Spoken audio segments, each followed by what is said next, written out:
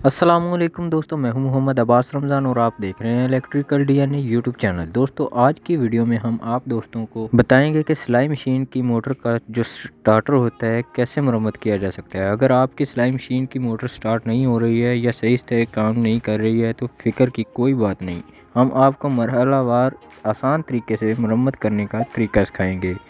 तो बिना वीडियो को स्किप किए वीडियो को एंड तक ज़रूर देखिएगा और चलते हैं आज की वीडियो की तरफ।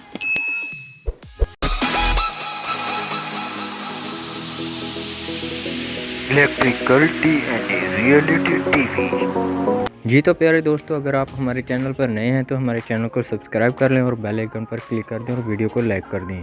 तो चलते हैं वीडियो की तरफ। तो वीडियो में आप देख रहे हैं कि हमारे पास जो ये स्टार्टर मौजूद है, इसका प्रॉब्लम भी हम आपको बता देते हैं और उससे पहले हम आपको बता देते हैं कि इसका काम क्या होता है। ये होता है मोटर को स्टार्ट करने के लिए और ये इसके अंदर जो स्क्रू लगा हुआ है, इस स्क्रू का मकसद होता है मोटर के स्टार्टर को एडजस्ट करना। कि अगर आप चाहें तो स्लो स्पीड पर भी इसको यूज़ कर सकते हैं। अगर आप स्लो स्पीड पे इसको यूज़ करना चाहते हैं तो इस तरीके से आप इसको खोल देंगे तो ये स्लो स्पीड पे ही काम करेगी मोटर। जो आप सिलाई करेंगे तो स्लो स्पीड पे मोटर चलेगी। अगर आप इसको टाइट कर देते हैं तो ये स्टार्टर का जो पैड है वो फुल दबेगा नीचे की तरफ और मोटर ज़्यादा स्पीड के साथ चलेगी।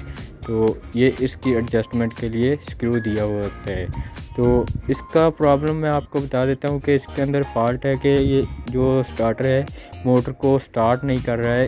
इसकी जो पतरी है अंदर से मेरे ख्याल में वो जल चुकी है। ये देखें, मैं आपको दिखा भी देता हूँ, बिल्कुल वही फॉल्ट है। ये पतरी आप देख सकते हैं यहाँ से जल के ये टूट चुकी है। अक्सर ये ऐसी पतरियाँ जो होती हैं वो टूट जाती हैं। इस तरह के फॉल्ट आम तौर पे इस तरह के स्टार्टर्स में देखने को मिलते हैं। तो हम इस तरह की पतरी को बाज़ार से परचेज़ नहीं कर सकते हैं, तो हम खुद इसको बनाकर लगाने जा रहे हैं, जो कि बहुत ही आसान काम है। आप वीडियो को एंड तक देख लीजिए, इंशाल्लाह आपको भी समझ आ जाएगी कि किस तरीके से इस पतरी को बनाया जा सकता है और कौन सी पतरी इसके अंदर लगानी चाहिए जो कि देर पर चले। तो सबसे पहले हम इसके ऊपर के जो ढक्कन को खोल लेते हैं, जो कि टेस्टर की मदद से आपके सामने मैंने खोल लिया है। और इसके बाद ये दो स्क्रू लगे हुए हैं, ये दोनों स्क्रू मैंने टेस्टर की मदद से खोल लेने हैं। ये नीचे इसके जो बोल्ट्स लगे हुए हैं आपके सामने हैं, ये दोनों बोल्ट्स उसी स्क्रू के हैं जो ऊपर से टाइट किए हुए हैं, जो कि पत्थर के वेट के अंदर लगे हुए हैं। तो हम इन स्क्रू को खोलने के बाद इस पत्थर वाली हड्डी को बाहर निकाल लेंगे, जो कि अपने स्विच को कंट्रोल करती है, जिसके अंदर से कार्बन्स भी एडजस्ट किए जाते हैं इसके अंदर। और ये बोल्ट्स देखें, हमने स्क्रू खोला तो ये बोल्ट्स निकल आए हैं। इस तरीके से आप बिल्कुल इजीली इसको खोल सकते हैं। कोई ज़्यादा मुश्किल काम नहीं है, बस वीडियो को एंड तक ज़रूर देख लीजिए ताकि आपको अच्छे तरीके से समझ आ सके। तो इनको खोलने के बाद हम इसकी जो वायर्स के कनेक्शन भी खोल लेते हैं। और उससे पहले ये देखें, इसकी जो स्ट्रिप है वो निकालनी बहुत ही आसान होती है, जिसके बारे में कुछ दोस्त नहीं जानते। तो इसको निकालने का तरीका होता है कि पतरी को हम बिल्कुल साइड की तरफ घुमाते हैं तो ये इजीली बाहर निकल आती है। और उसके बाद हम इसकी वायर्स को निकाल लेते हैं, वायर्स खोल लेते हैं। आमतौर पे इसको सोल्डरिंग की होती है, मगर इसके ऊपर सोल्डरिंग नहीं की, हमने हाथ की मदद से इसको निकाल लिया है। अगर आप देखें कि आपके जो स्विच के अंदर सोल्डरिंग की हुई है तो आप इसको सोल्डरिंग आयरन की मदद से भी निकाल सकते हैं, अदरवाइज़ आप इसको काट भी सकते हैं। तो इस पतरी को हम खोल लेते हैं। ये पतरी बिल्कुल गल चुकी है, बिल्कुल स्टार्टिंग करके बिल्कुल ख़त्म हो चुकी है। अब इसको हम नई पतरी किस तरीके से बनाएंगे, नई पतरी बनाने से पहले हम इसको खोल लेते हैं। तो ये जो स्क्रू आप देख सकते हैं, स्क्रू मैं खोल रहा हूँ, ये बिल्कुल एक स्क्रू की मदद से इसको लगाया हुआ होता है। आप इस स्क्रू को खोलेंगे तो ये पतरी इजीली बाहर निकल आएगी। तो ये पतरी के दोनों तरफ आप देख सकते हैं जंग भी लगा हुआ है। तो ये पतरी अगर जंग आलूद ना होती दूसरी तरफ से तो हम इसको घुमाकर भी लगा सकते थे।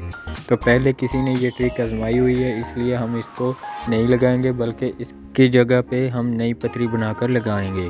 तो इस पतरी को आप गौर से देख लीजिए, यहाँ पे एक सुराख किया हुआ है जो कि आपके सामने टी शेप में इसका सुराख है। और ये पतरी टूटी हुई है, जहाँ से आप इस सुराख को भी इजीली कर सकते हैं, किसी भी पेचकस की मदद से कर सकते हैं। अदरवाइज़ आप पेचकस की मदद से ना भी करना चाहे तो आप अपने तरीके से किसी तरीके से भी इसको सुराख को बना सकते हैं। तो हम इस पतरी को यूज़ करने जा रहे हैं। ये पतरी मैं आपको बता देता हूँ कि ये पतरी कौन सी है।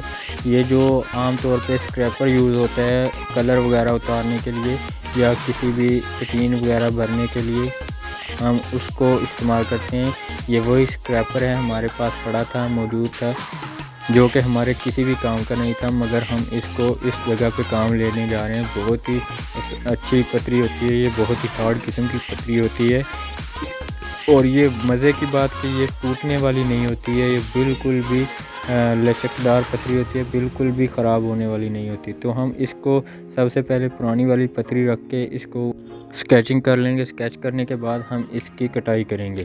तो इस तरह से हमने इसको रख लिया है और इसके बाद हम इसको मार्कर की मदद से इसके साइडों पे स्केच कर लेते हैं।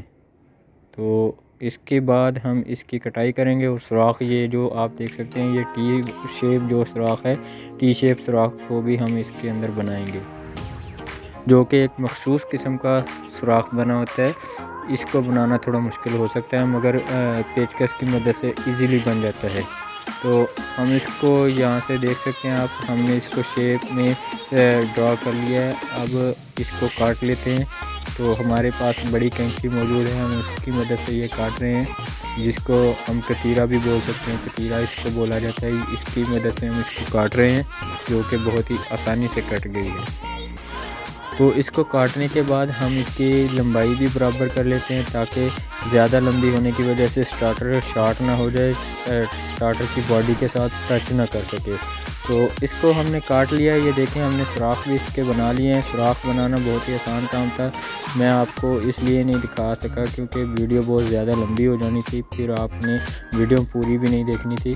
तो ये सुराख बनाने का तरीका आपको मैंने बता दिया है, मैंने पेचकस की मदद से बनाया है, बहुत ही आसान काम है। तो इसको हम अब फिट कर लेते हैं। उससे पहले हम इसको अच्छी तरह से सेंड करके सफाई कर लेंगे। ये मेरे पास तारों वाला बुरश है, हम इसकी मदद से साफ़ करेंगे इसको, जो कि बहुत ही अच्छी तरह से सफाई कर देगा।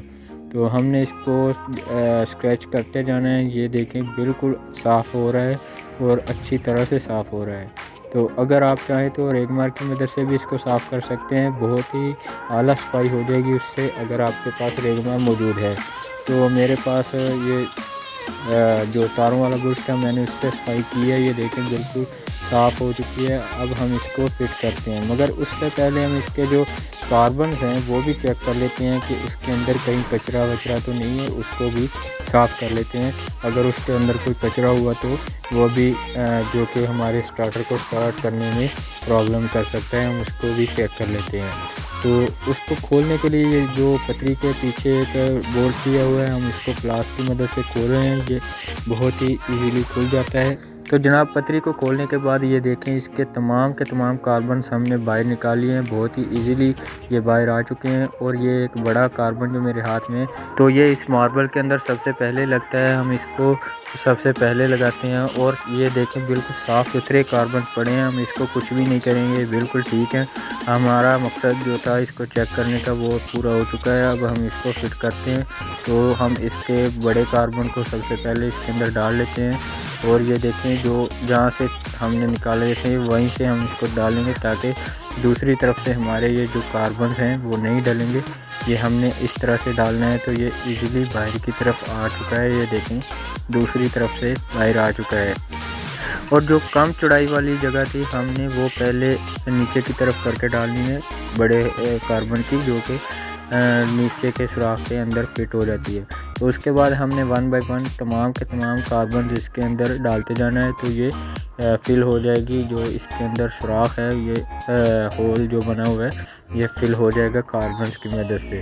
तो हमने इनको फिल करने के बाद इसके ऊपर पतरी को फिट करना है। सबसे पहले हम इनके तमाम के तमाम कार्बन्स फिट करते हैं। कोई भी कार्बन अगर रह गया तो ये हमारी जो कार्बन्स वाली जगह है, इसके अंदर स्पेस बाकी रह जाएगी और ये हमारा जो स्टार्टर है वो स्लो स्पीड पे काम नहीं करेगा। तो हो सकता है कि हमारा जो कार्बन्स हैं वो स्पार्किंग भी करने लगें। तो इसको हम मुकम्मल तरीके से फिट करेंगे। तो इसको फिट करने के बाद हम इसकी जो पतरी है, पतरी को ऊपर करके इसके बोल्ट को अच्छी तरीके से टाइट कर देंगे जिस तरह से हमने पहले इसको खोला था। तो जनाब टाइट करने के बाद हम इसकी फ़िटिंग कर लेंगे। फ़िटिंग करना बहुत ईजी है, इसको आप देख लीजिएगा, मगर उससे पहले इस बोल्ट को हम अच्छे तरीके से प्लास की मदद से या फिर किसी भी गोटी की मदद से भी आप इसको टाइट कर सकते हैं। तो टाइट करने के बाद इसकी फ़िटिंग करते हैं। तो ये देखें, ये जो हमारे कार्बन थे बिल्कुल अच्छे तरीके से फिट हो चुके हैं। अब हम इसकी पतरी को फिट करते हैं। पतरी को हमने जिस तरीके से दूसरी पतरी खोली थी उसी तरीके से फिट करना है। तो हमने जो छोटे वाला सुराख बनाया था उसको स्क्रू के अंदर रख के ऊपर से इसका बोल्ट अच्छे तरीके से टाइट कर देना है, ढीला नहीं छोड़ना है। ढीला छोड़ेंगे तो ये लूजिंग की वजह से जल जाएगी पतरी दोबारा से। तो हम इसको अच्छे तरीके से टाइट कर देंगे। तो टाइट करने के बाद हम इसकी पतरी का बाकी जो काम होगा वो भी आपको बता देते हैं। ये देखें, हमने बेंड की है पतरी, ये हाँ आप देख सकते हैं, गौर से देख लीजिए। इस तरीके से आपने पतरी को बेंड करना है। ये जो कार्बन है ये पहले टच होना चाहिए और उसके बाद पतरी जो अब स्क्रू के साथ टच होनी चाहिए, क्योंकि जो कार्बन होता है वो मज़ाहमत पैदा करता है और कार्बन की मज़ाहमत की वजह से स्पीड कम होती है। पहले कम स्पीड पे चलेगी मोटर, फिर हाई स्पीड पे चलेगी। जैसे ही हम इसके साथ टच करते हैं, थोड़ी ज़्यादा दबाने से हमारी जो पतरी है आगे वाले स्क्रू के साथ टच करनी चाहिए। तो ये पतरी भी कार्बन्स के साथ है, पीछे वाली पतरी है जो कार्बन्स के साथ ही कनेक्टेड है। तो हम इसको समझ सकते हैं कि पहले कार्बन से करंट होता हुआ आएगा तो ये करंट कम पैदा करेगी। तो अगर आप डायरेक्ट इसको आगे वाले स्क्रू के साथ मिला देंगे तो ये जो हमारा कार्बन्स का मकसद होगा वो बिल्कुल ख़त्म हो जाएगा। तो जनाब इसको हम फिट कर लेते हैं अब, जो कि हमारी बॉडी के अंदर फिट होगी। तो ये जो आप देख सकते हैं फाइबर शीट की जो बनी हुई है स्टिप है जो इसके अंदर हम डाल रहे हैं। ये सबसे पहले हमने लंबाई वाली जगह पे डाल के इसको घुमा लेना है, ये बहुत ही इजीली इसके अंदर फिट हो जाएगी। तो उसके बाद हम इसके जो दोनों वायर हैं उनको इन दोनों टर्मिनल्स के साथ कनेक्ट कर देंगे, ज्वाइंट कर देंगे अच्छे तरीके से। थोड़ी बहुत भी लूजिंग नहीं छोड़नी है, बिल्कुल भी लूजिंग नहीं छोड़नी है। अगर लूजिंग हुई तो ये स्पार्किंग करके जल जाएंगी दोनों वायर्स। हमें इसको अच्छी तरीके से टाइटली इसको ज्वाइंट देंगे। तो ज्वाइंट करने के बाद हम इसको फिट करते हैं और आई होप कि हमारी जो फिटिंग करने के बाद ये हमारा स्टार्टर बिल्कुल अच्छे तरीके से काम करेगा। तो अब हम इसी जगह पे जिस जगह से हमने इसको खोला था उसी जगह पे रख के इसके सुराख बराबर करके हमने इन स्क्रू की मदद से इस मार्बल वाली प्लेट को हमने फिट कर लेना है, जो कि बोल्ट्स की मदद से अच्छे तरीके से टाइट हो जाती है। तो हमने यहाँ पे सबसे पहले बोल्ट रख लेना है और नीचे से हम स्क्रू ड्राइवर की मदद से स्क्रू को टाइट करना है, तो ये इजीली फिट हो जाता है। तो दोस्तों अगर आपको हमारे इस वीडियो से ज़रा बराबर भी नॉलेज हासिल होता है तो आप हमारे चैनल को सब्सक्राइब कर दें। आपका कुछ भी नहीं जाएगा, हमारी हौसला अफजाई हो जाएगी और हमारी मेहनत जो है हमें कुछ ना कुछ फल दे जाएगी। तो दोस्तों उसके बाद जो मैंने आपको बताया था कि इन कार्बन्स के साथ पतरी पहले टच होनी चाहिए और उसके बाद ये स्क्रू जो आप देख सकते हैं इसके साथ बाद में टच होनी चाहिए। तो अगर हमारी पतरी इस तरीके से काम कर रही है तो ठीक है, अदरवाइज़ आप इसे स्क्रू की मदद से ढीला करके थोड़ा सा मार्बल को आगे पीछे हटाएंगे तो ये बराबर हो जाएगी, जो कि ज़रा भी मुश्किल काम नहीं है, आप इसको ईज़िली कर सकेंगे। तो उसके बाद हम इसका दूसरा स्क्रू भी टाइट कर लेते हैं। हम इसके अंदर स्क्रू के अंदर बोल्ट रख के इसको स्क्रू ड्राइवर या टेस्टर की मदद से टाइट कर सकते हैं। हमने इसको भी टाइट कर लेना है और उसके बाद हम इसकी टेस्टिंग करेंगे। बहुत ही आसान तरीका है, वो भी आपको बताता हूँ कि मोटर के बगैर स्टार्टर की टेस्टिंग किस तरीके से की जा सकती है। तो हम इसको टेस्ट करेंगे आपके सामने। तो इसको हम पतरी को फिट करने के बाद हम इसकी ऊपर वाली प्लेट हम इसकी फिट कर लेते हैं। तो जिस तरीके से हमने खोली थी उसी तरीके से ये फिट भी हो जाती है। बहुत ही इजी काम है, कोई ज़्यादा मुश्किल काम नहीं है। तो इसकी नीचे वाली पतरी लगा लेते हैं। पतरी लगाने के बाद इसकी टेस्टिंग करते हैं, जो कि अब बहुत ही आसान काम है। मैं आपको बता देता हूं कि मोटर के बगैर हम इसकी टेस्टिंग करने जा रहे हैं, जो कि बहुत आसान काम है। तो आमतौर पे लोग सीरीज़ पे चेक करते हैं या फिर इसको मोटर की मदद से चेक करते हैं। मैं आपको सीरीज़ पे नहीं बल्कि एक बल्ब की मदद से चेक करवा के दिखाता हूँ कि किस तरीके से इसको चेक किया जाता है। ये दोनों पॉइंट्स में हम इसकी जो बल्ब की दोनों वायर्स को लगाएंगे। तो ये जो कॉमन वाली वायर होती है वो दरमियान वाली होती है। तो दरमियान वाली वायर में हम दरमियान वाली कनेक्शन में हम कोई भी वायर नहीं लगाएंगे। तो दोनों साइडों वाली वायर में हम यहाँ पे इसकी वायर को लगाएंगे। ये दोनों पॉइंट्स में बल्ब की वायर्स लगाएंगे। तो सीरीज़ वाला बल्ब यहाँ आप किसी भी 220 पे चलने वाली कोई चीज़ लगा सकते हैं। तो सीरीज़ वाला बल्ब भी आप यूज़ कर सकते हैं और आम LED बल्ब भी यूज़ कर सकते हैं। तो हम सबसे पहले होल्डर के अंदर बल्ब को लगा लेते हैं और बल्ब को होल्डर के अंदर लगाने के बाद हम इसको इन दोनों वायर्स को उस कनेक्टर में लगा देंगे जहाँ पे मैंने आपको बताया है, एक इस कनेक्टर में और दूसरी वायर इसके जो तीसरे पॉइंट में, जैसे कि ये वाला पॉइंट है, इन दोनों पॉइंट्स में हमने दोनों टर्मिनल में हमने वायर की बल्ब की दोनों वायर लगा ली हैं। अब हम इसको डायरेक्ट पे 220 पे प्लग इन कर लिया है। तो इसके बाद जैसे ही दबाएंगे तो रिज़ल्ट आपके सामने है। ये देखें, हम इसको जैसे ही दबाते हैं तो ये स्विच इसको ऊपर बिल्कुल अच्छी तरीके से काम कर रहा है।